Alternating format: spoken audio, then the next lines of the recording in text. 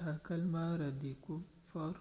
اللهم إني أعوذ بك من أن أشرك بك شيئا وأنا أعلم به، وأستغفرك لما لا أعلم به.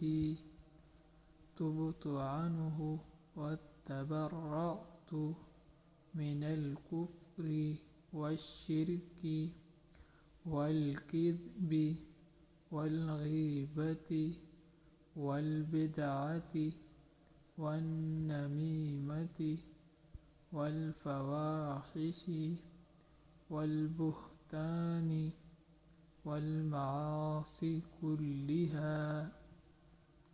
وأسلمت وأقول لا إله إلا الله محمد رسول الله.